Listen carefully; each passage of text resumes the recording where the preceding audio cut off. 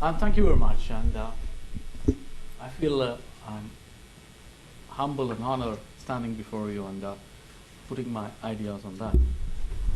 I'm not an expert, and as Michael was saying, probably I know something about the subject. Expert is when I go to my grave, not before that. I thought that I have a long time to go there, but probably Michael wants to send me quickly.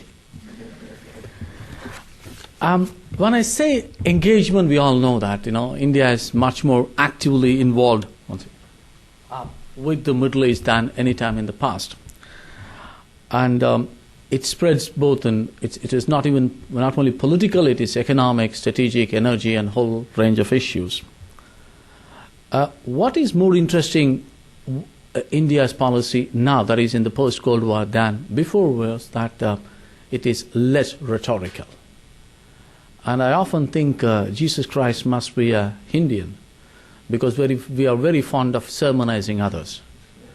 And if you look at the way in which India behaved during the Cold War, we almost, on every occasion, this should be done, that should be done, we no longer do that. And not because that we made a fundamental transition into being a nice guys, but basically we recognize our limitations. And with the result, you will find that during the Cold War, our policies are basically political, in the sense anti-colonialism, anti-imperialism, third world solidarity. These were the only means we were trying to promote our interests in the Middle East. And today it's no longer a viable proposition.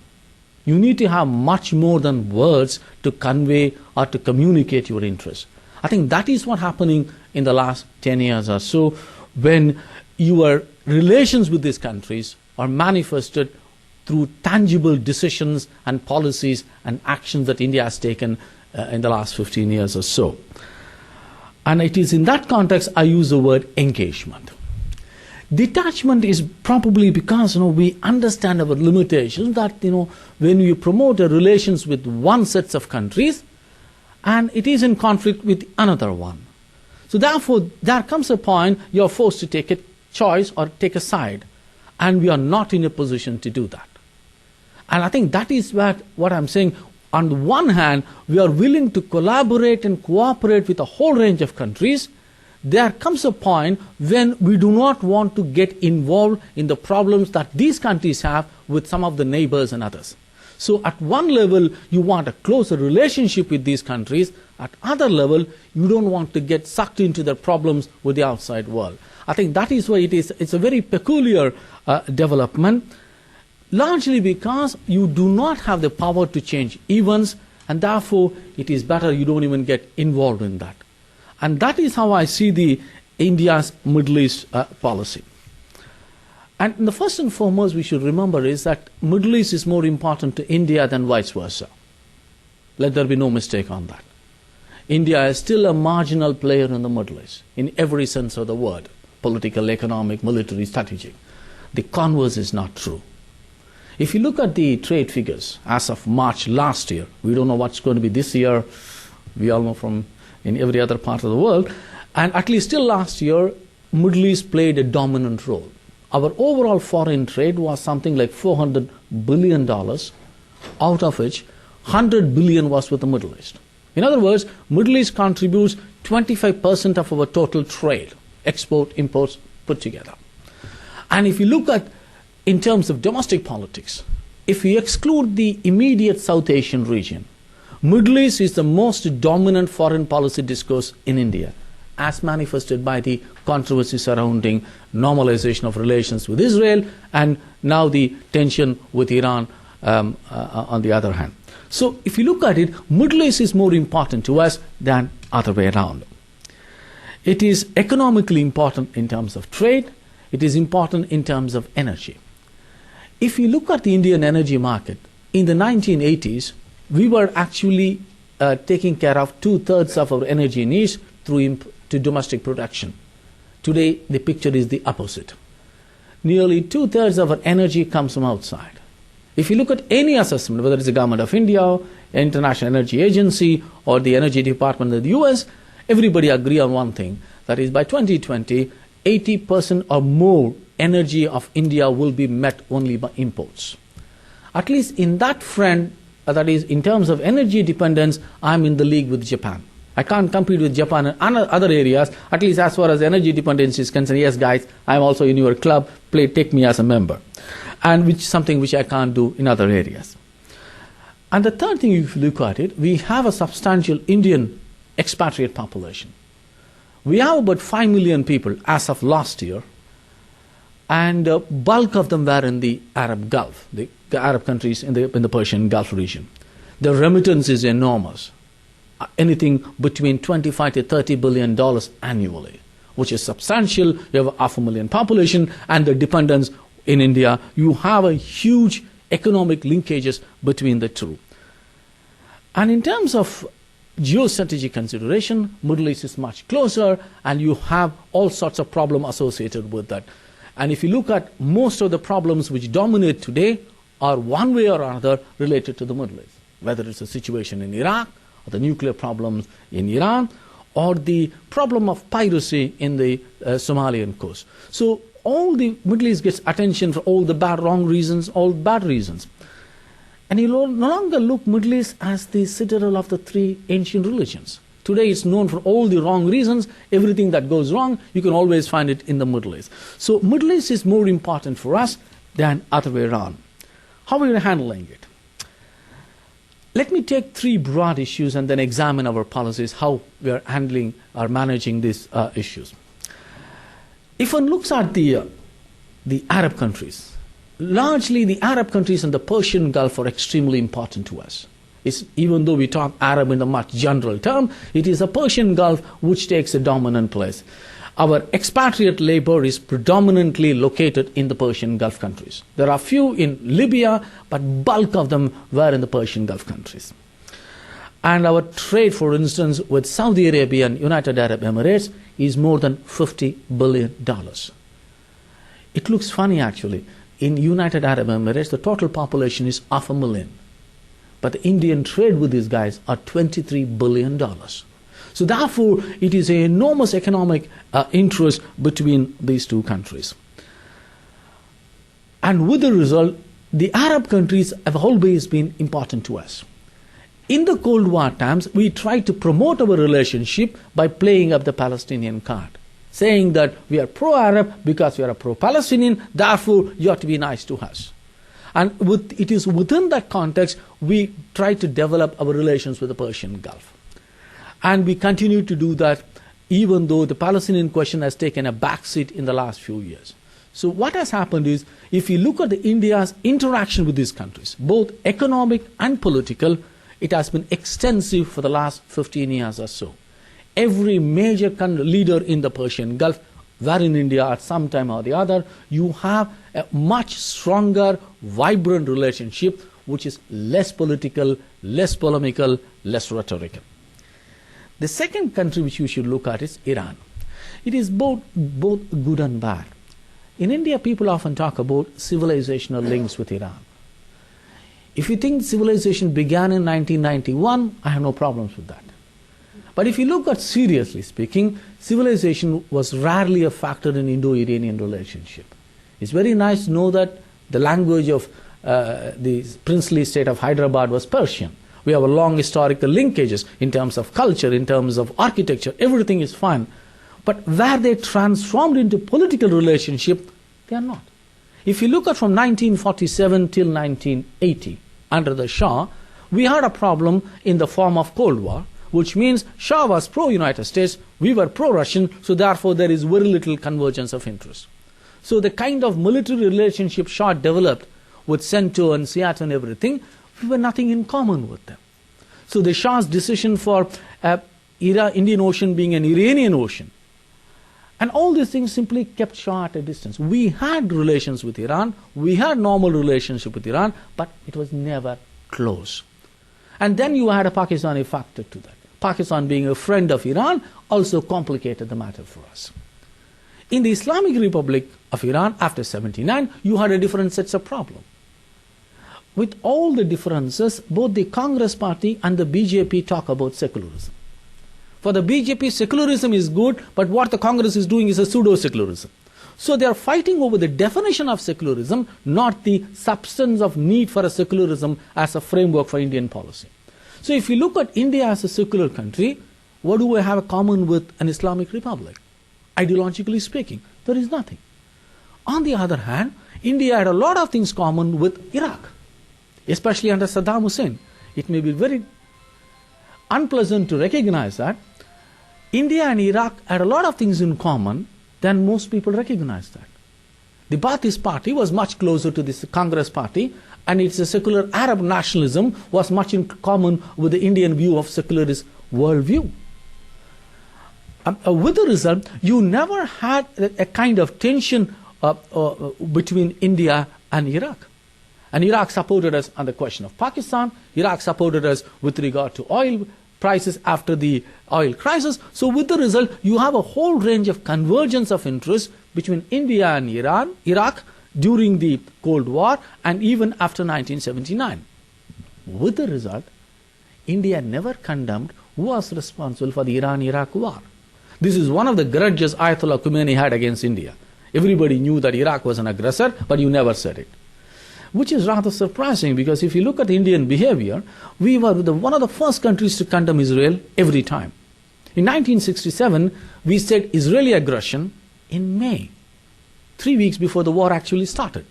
So that is how we were I think we had a foresight in recognizing who is an aggressor before everything starts. But when it comes to Iran-Iraq war, we couldn't do that because Iraq was our friend. And that friendship went to a very unusual levels in 1990. When Iraq invaded Kuwait, India more or less accepted the Iraqi invasion, occupation in Kuwait. How do I say that?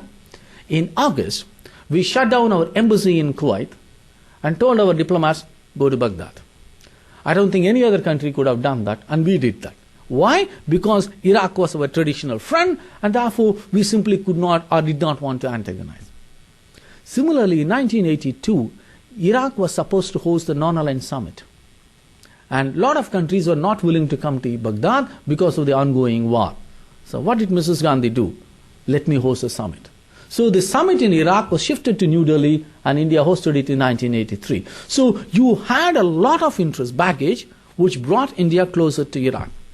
With the result, from 1947 till 1990, Iran was a country, a friendly relationship. It was never a close, cordial friendship that India had with the Arab world. Put it other way around. When it comes to Arab and non-Arab country, in the entire Middle East, India always sided with the Arabs. Whether it's a question of Arabs versus Turkey, or Arabs versus Iran, or Arab versus Israel. Because it is with the Arab world you had a much larger, tangible relationship. Therefore, if you are pushed to a situation, India always sides with a non-Arab country because that is where its interests lie. It was only after 91 you had a shift in India's policy towards Iran. Few things happened. End of the Cold War, which basically meant you lost Saddam Hussein. So you needed someone with whom you could deal with, who was a major player in India's Middle East policy. Iraq was doing that role after Nasser. So if you look at from 1950 to till 1970, Nasser was our major partner in the entire Middle East. Once Nasser was out of the scene, Sadat could not do that, carry on that job. So therefore, Iraq became the player with whom we had a major interaction. But after Kuwait, Iraq was removed. Iraq was removed politically, Iraq was removed even in terms of energy. And we needed a player who could deal with us at a much larger level. Similarly, Iran was also undergoing a change.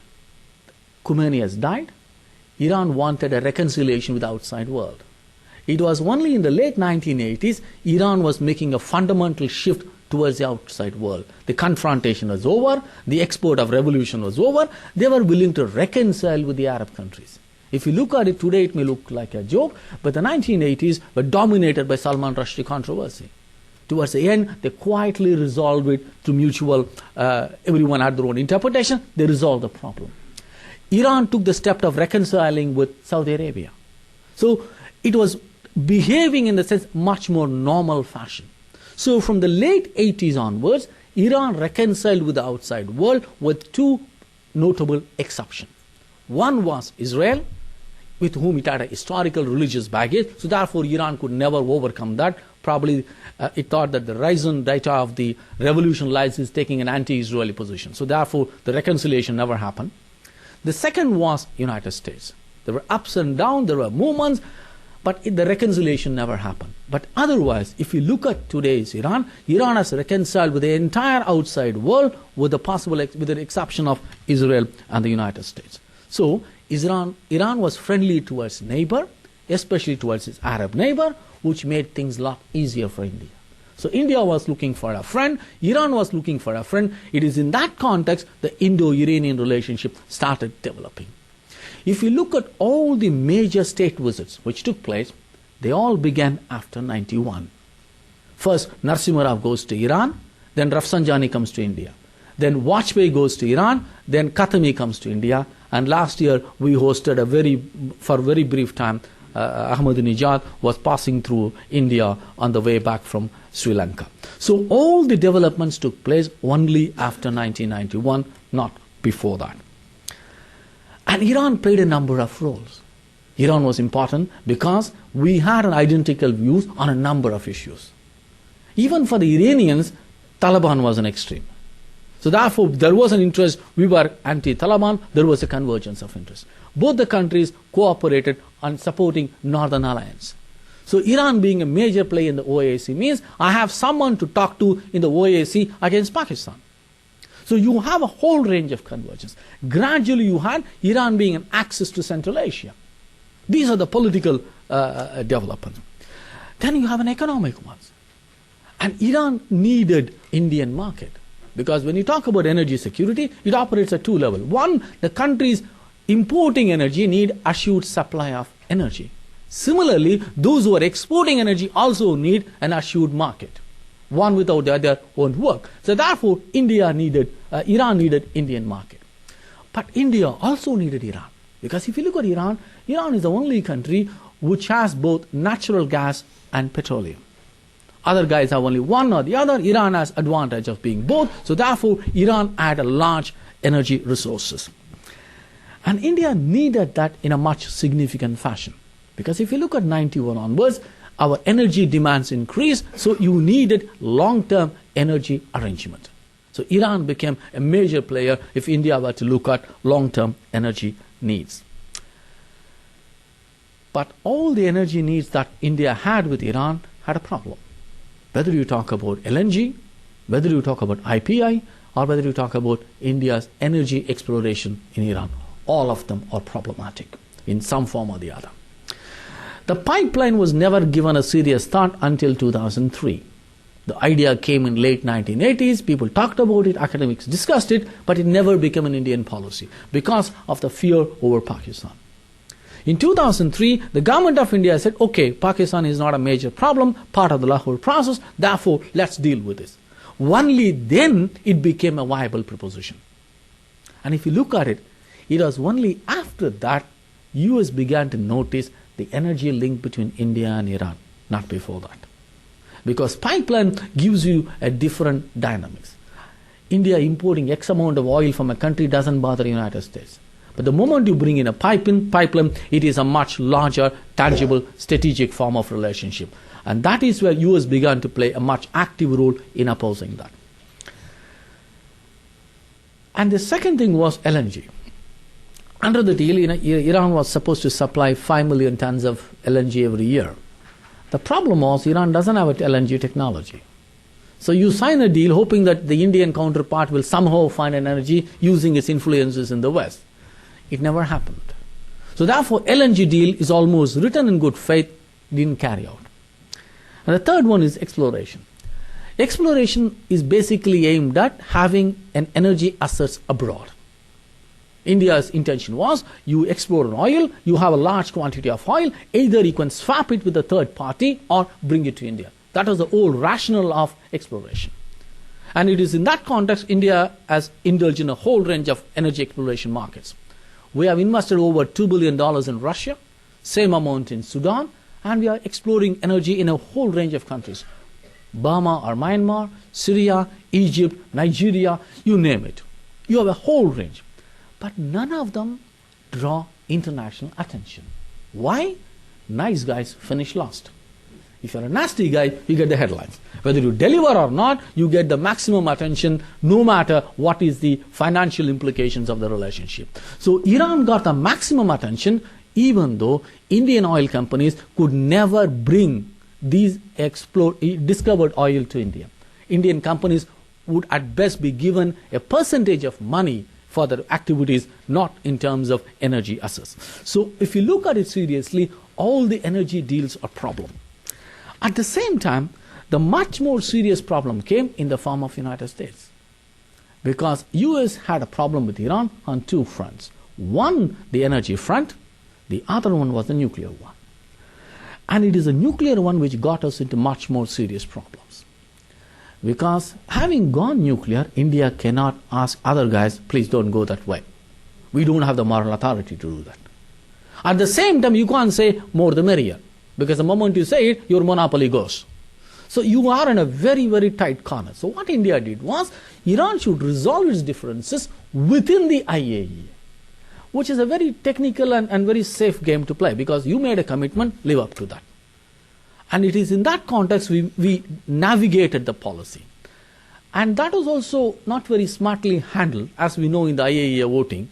So in the sense, if you look at the second voting, we voted against Iran, and the official statement was pro-Iran. We gave an impression that India was supporting Iran. Unless you look at the voting picture, it's the other way around. So we messed it up, but the logic was this. Iran's position was increasingly become untenable. No matter what Russia and China say in private or in public, look at the voting behavior. It is ultimately that is what matters. Because Iran said, Iran is a peaceful intention, everything, then why did you vote with the United States both in IAEA and United States Security Council? Because if you look at IAEA, in the first vote, Russia and China abstained. Second vote, they voted with the rest of the majority. If you look at the United Security Council, all the 5 occasions, they voted with the United States. And US also took that walk, because they could have got a much harsher resolutions, much more effective resolution, but they recognized that would have been opposed or vetoed. So therefore, US was willing to dilute the resolution, but they conveyed one simple message, 15-0. That is the message US wanted to convey to Iran. So no matter what Russia and China said, eventually they went with the United States. I think that is what India recognized. In the sense, on the nuclear question, you got into trouble. It's an entirely different story that we completely mishandled the whole equation. Because you wanted a civilian nuclear cooperation with the United States and energy security from Iran. But we eventually did not convince either of the parties. We mishandled.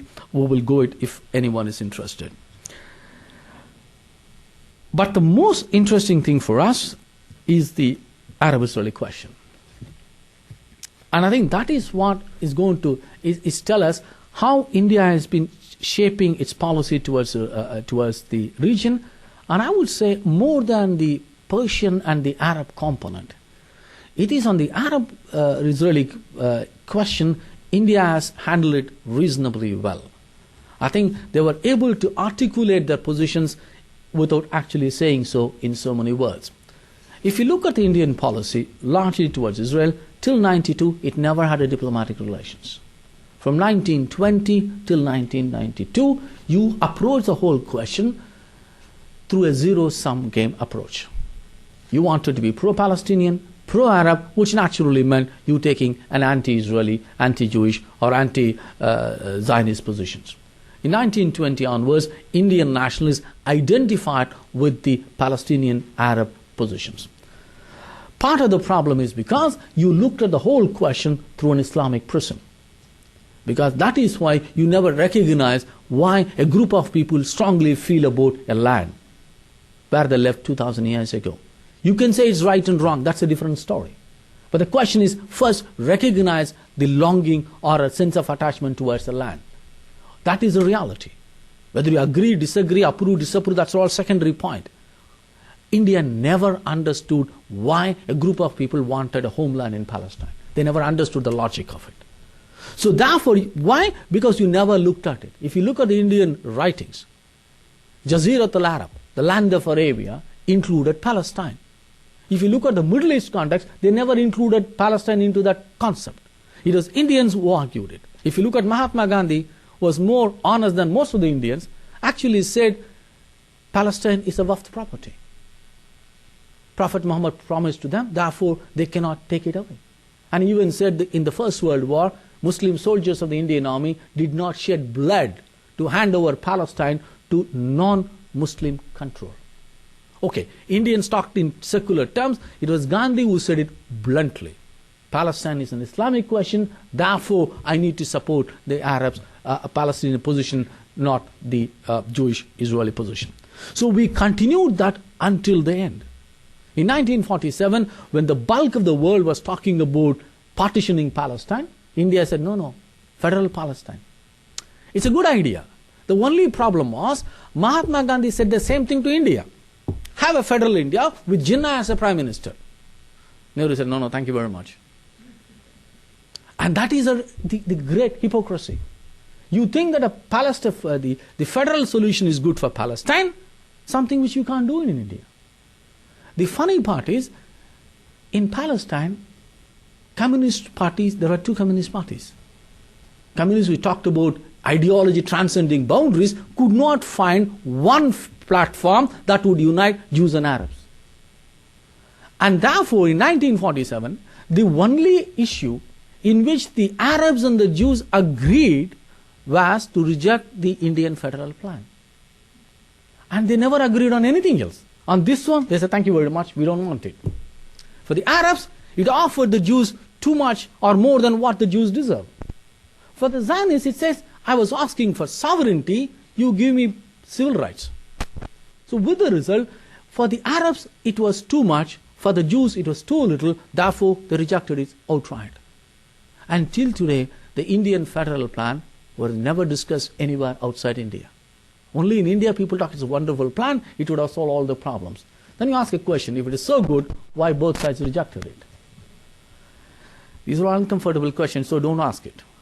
So in 1948, in 47, when the partition came, India was one of the very few non-Muslim countries to vote against Palestine, to partition of Palestine.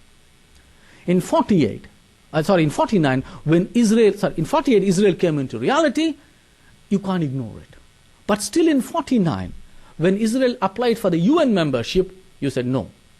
That's one of the very few occasions India voted against a country's admission into the United Nations. In spite of all the things, you cannot ignore the reality. So 1950, you said, okay, I recognize Israel. If you look at the official records in 1950, there were explicit decisions that we will have full, normal diplomatic relations with resident missions in both countries.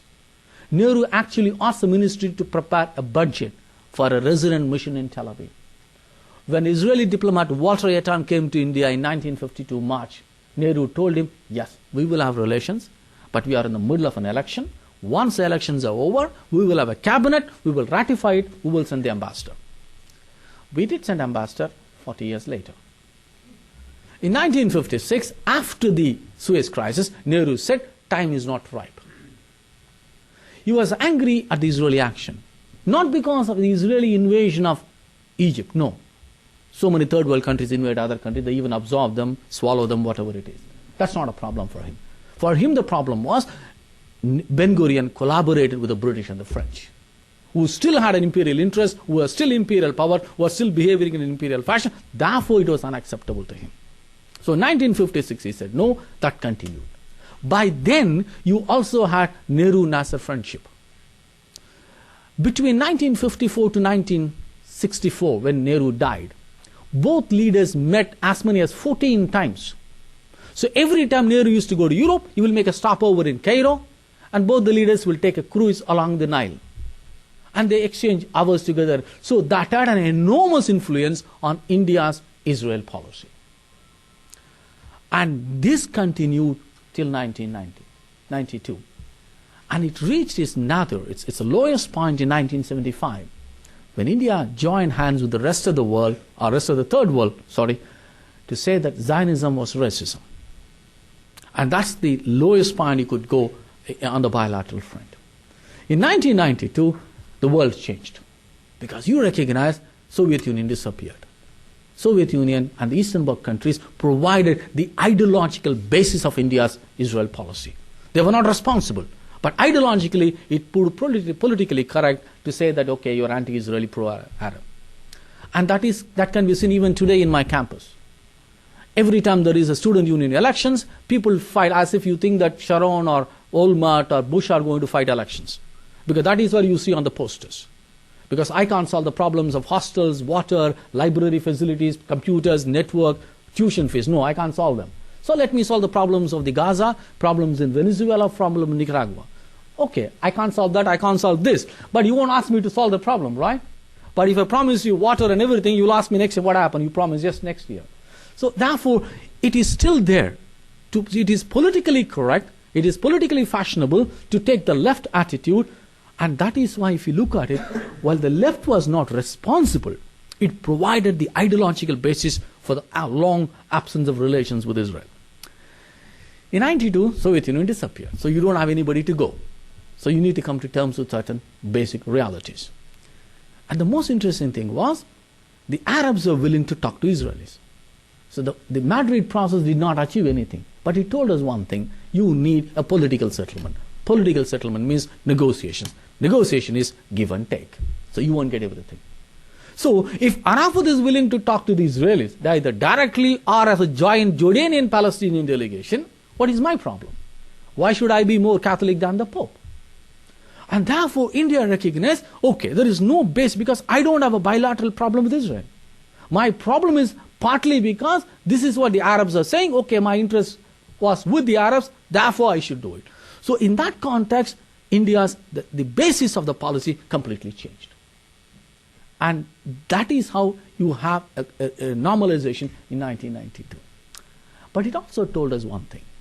The zero-sum approach completely vanished. You recognize it is possible and it is necessary to have good relations with both sides to the conflict. What was the greatest contribution of the Russians to the Arab-Israeli conflict? Breaking of relations in 67. Then what did you do? From 67 to 91, you're nowhere. You simply abandon your role. So if you're learning from something, even if I disagree with something, if I have to be taken seriously, at least I should be talking to both sides, or at least giving an impression that I am balanced. So the balance became the basis of India's Israel policy after 92. It doesn't mean I abandon everyone. No. We'll come to that a little later. But the idea was you have established a balance in dealing with the Middle East. Since then, you have an enormous relationship between the two countries. Political, economic, and everything. You have high-level visits. The climax was 2003 when Prime Minister Ariel Sharon comes to Delhi. And if you look at it, at that time, Belgium was actually talking about war crime trial against the Prime Minister. Not many Western countries are willing to host him. In spite of all the protests and everyone, India simply had a red carpet welcome to him. And the funny part was, two mainstream parties, the BJP and the Congress, recognized that visit. Sonia Gandhi met the Israeli Prime Minister as leader of opposition. And that is what matters. At the end of the day, the largest political forces in the country had reached a position, there is a bipartisan consensus on Israel. And even the communist leaders visited Israel in 2000. So if you look at it, until the Intifada, which created much problems later on, you had a view in India, no matter what, bilateral relations is good for both countries. And that is how happened politically. And economic front, you had an enormous trade between the two countries. Still there is a scope. It stands at about $4 billion. If you look at it, at 1990, it was $80 million. From 80 to 4 billion, it's a huge leap, something no country has ever achieved in their bilateral relationship. The most interesting thing is happening where no country wants to talk about it, the military. As of March, Israel is India's largest arms exporter. Similarly, India is Israel's largest arms market. which is rather surprising, because in the Israeli case it's not surprising, because after 1980s, large number of markets have actually disappeared. Latin America, South Africa, Taiwan, for a whole range of issues, including China. So India becoming number one market in Israel is not a problem. The problem is the other way around, because 80% of India's defense establishment depends on the Russian model, number one. So to overtake Russia under those circumstances is not a joke. The second most interesting thing is Israel does not export platforms. No tanks, no missiles, no planes or ships. It is only avionics, small arms, missiles and other areas. In spite of the limitations, Israel has emerged India's largest arms supplier. So in that sense, that will tell you the ground reality. When it comes to military, even the sky is not the limit. We thought normally sky is the limit, even it looks like even that is not the case. Because in February last year, India launched a satellite of Israelis. And if you look at the media reports, everybody was very explicit. If and when Israel takes a military offensive against Iran, that satellite will be useful. India knew this, knowingly India launched it, which tells you that it is not only a cash and carry affair, you're willing to take the next logical step. Yes, if you're going to take my security into your account, I'm willing to do the same thing. I may not do everything you want, yes, but there are issues in which I could take that extra length and be counted on the subject. I think that is how the bilateral relations stand. But there is a flip side to that. The bilateral relations have increased over time. This has not changed India's basic position on the peace process. If you look at it, India has not abandoned the Palestinians. If you talk it, it's a two-state solution, Palestinian state, sovereignty, everything. If you look at a whole range of issues, refugees, border, fence, everything, Indian position is exactly opposite of the Israeli official position. There is no convergence of interest. If you look at the United Nations General Assembly, India still votes with the Arab majority, with the Palestinians. This is one of the major complaints Israel is making against India. You have a good relations, you have a close relation, but yet it is not transformed into much visibly in the General Assembly, other international forums. There was one exception, that was the Durban One. In spite of the public threat and pressure from the Arab countries, India simply said, we will not support your decision to equate Zionism with racism. We did it in 1975. We made amendments in 1991. We are not going to take the same course again. So in 2001, just days before the 9/11, India was not willing to support the Arabs on the Zionism demand. And that's a major departure from the past. In normal circumstances, India would have simply joined the hands. Will India do the same thing this time, this month? I'm not sure about it. My only gut feeling is that we will be so preoccupied with the elections, so nobody will have any time for the foreign affairs. That's the only thing one could think of. But what do I read it? At a bilateral level, India is prepared to have a solid relationship with Israel on every front, without exception. We are developing actually joint missile defense at an estimated cost of $2.5 billion. This is the largest defense deal India has ever signed. Single deal with any country in the world. And we are willing to cooperate with Israel across the board. You name the field, we will do it. But on the peace process, we have strong differences with Israel. I think this is what India is trying to do. There is a difference between bilateral relationship and the peace process. One is independent of the other. In 1939, the British came out with a white paper, and which more or less abandoned the Balfour Declaration. And the Zionist leadership in Palestine could not know what to do with that.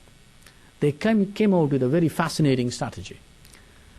Because that was a time when Hitler was on the rise, and you had to contain Hitler, and the only country which is containing Hitler was Britain, Churchill. So they came out with a statement. We will fight the war, that's the war in Europe, as if there is no white paper.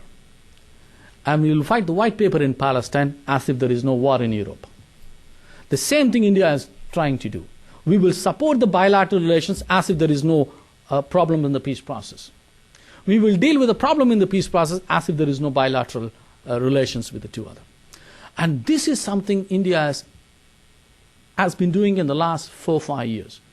So from zero-sum game, you had a balance, and now you are getting into much more complex game. You are delinking the two and trying to have what I would call non-parallel interest. If only India is doing this, it's not a problem. As we said, India is not a major player in the Middle East. Okay, you do your own problem. Okay, we are not able to do that in Iran yet. Okay, India is trying to delink the bilateral relationship and the peace process. What's the problem? Looking at things in the United States from India, I feel that Obama is going to do the same thing. Intensifying cooperation with Israel and even strengthening it over a period of time, but still disagreeing with Israel on the peace process.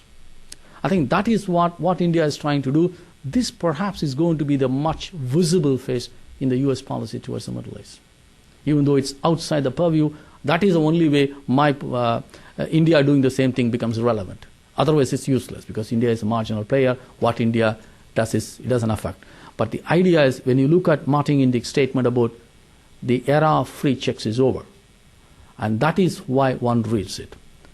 But the good thing is, as a friend, as someone who wants to be a friend, things may not be said in public. Things will be said in a very subtle way, saying that is how I look at even the Indian behavior. In the sense, we don't say our disagreements much more visibly than in the past. If you look at even the Gaza statement, we were critical of Israel without mentioning a word about Qassam. We said, yes, both sides should accept ceasefire. Both sides should avoid targeting civilians. So which is a very subtle way. You can't say Hamas because of domestic compulsions. At the same time, you are no longer prepared to do this one-sided business which you are used to do in the past. This is how India, that is why I say at one level you are willing to engage with Israel, and on the peace process you are willing to disengage. Thank you very much.